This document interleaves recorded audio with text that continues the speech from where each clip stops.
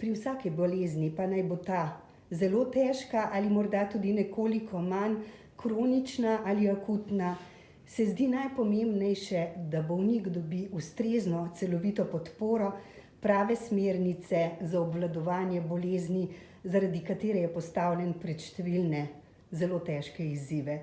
Pri multipli sklerozi pravzaprav ni nič drugače, kaj ne? Absolutno ne. To je bolezen tisočerih obrazov, kot rečemo. Torej pomeni, da se bolnik na začetku same bolezni sooča s številnimi težavami, preprekami, ovirami, tako na vidiku telesa, kot seveda psihičnega dogajanja. In ravno zaradi tega je še kako pomembno, da pristopimo do bolnika različni strokovnjaki. V timu MS je zelo pomemben seveda nevrolog kot primarni nosilec dejavnosti, potem pa takoj za njim ali pa vzporedno z njim seveda MS medicinska sestra, ki lahko svojo drugačnostjo, a hkrati visoko profesionalnostjo pristopi tudi na tisto čisto človeški primarni nivo. Sama kot izkušena in dolgoletna medicinska sestra na področju multiple skleroze seveda se zelo skušam približati bolniku, ga slišati in poslušati. To je najbolj pomembno. Ni dolgo tega, ko sem prebrala, usedel se je z mano, zdravnik se je usedel z mano in me samo poslušal.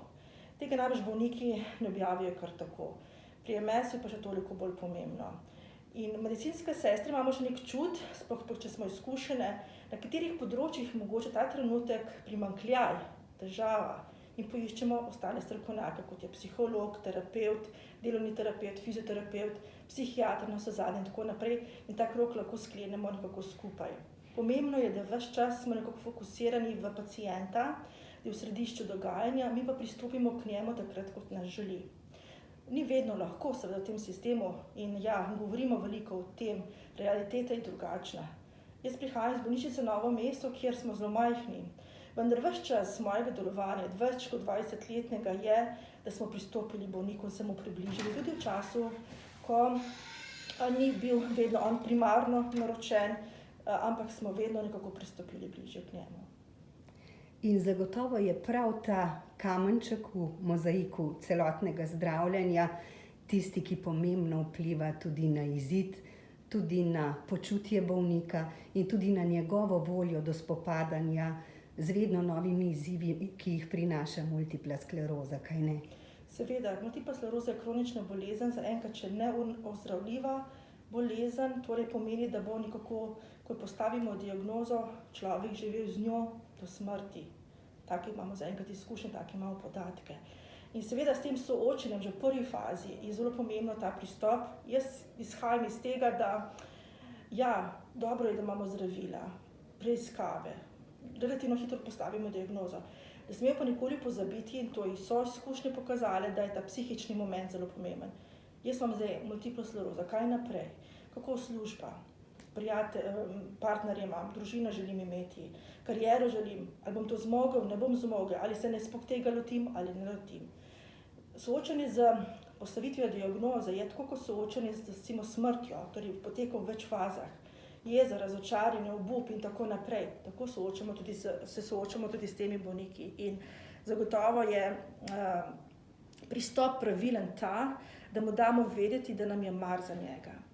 In jaz kot medicinska sestra z resursi, ki jih imam, vsa ta leta res tako postopam. Velikokrat sem, tako kot je en bolnik zadnjič rekel, sem kot mama, čeprav nisem bila ravno tako starejša v letih v smislu tega, ampak ker znam tudi poslušati, seveda. Nikoli pa ne smemo dati lažna upanja, lažne neke podatke, vse bo že, te klasične besede, ki jih tudi zdravstveniki navsezadnje dajemo našim pacientom, ki so hudo bolani ali pa se ukvarjajo z določeno diagnozo kot tako, ne.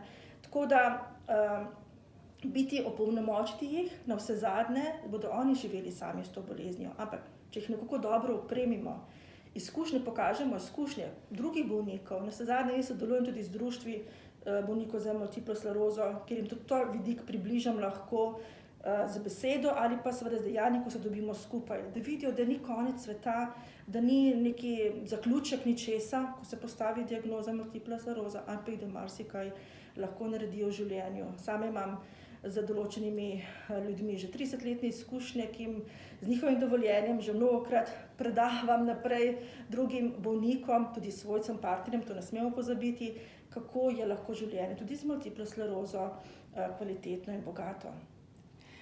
V tem smislu pa nas je pandemija zagotovo postavila pred dodatne izzive.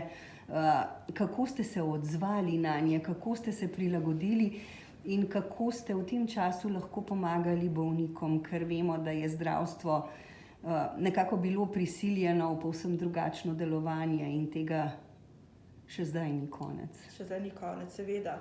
Še kako dobro sem to občutila tudi jaz kot strokovnjakinja, ki res skušam pristopiti zraven, ker navsezadnje jaz sem že leta in leta izvajala delavnice za bolnike, ko sem se jih približala na kar relativno pogosto, torej vedno neko soočenje v neki okrogli mizi, vedno na ena, ne, tega seveda to nam je bilo vzeto. Seveda, tako kot vse ostalo, posluževali smo se medijev preko telefona, interneta, Zooma, če hočete in tako naprej, kar seveda, saj jaz sem že nekoliko starejša medicinska sestra, čeprav moderna doba nam je prinesla marsikaj pozitivnega, pa tudi negativnega, ne, da je to nekaj. Ker pa jaz individualno pristopam do bolnikov z multiplo sklerozo, preko vprašanja nevrologa ali prošnje nevrologa, sem si pa vzela dovoljenje, da v svoji pisarni sem tudi ta čas sprejemala bolnike in njihove svojce, seveda z vsemi temi varnostnimi ukrepi in pogoji, ki so nam bili dodeljeni in še danes trajajo. Tako da sem se še vedno maksimalno trudila, da smo tudi imeli osebnostne pristope in osebnostne srečanja. Vse ostalo pa, tako kot sem dejala, nekaj je bilo, nekaj je, na nekaj vprašanj smo lahko odgovorili tudi nadaljavo. Verjetno pa se bo skazalo, tako kot na marsikaterih drugih področjih, da bo tukaj postala neka rana nekega primanjkljaja sodelovanja.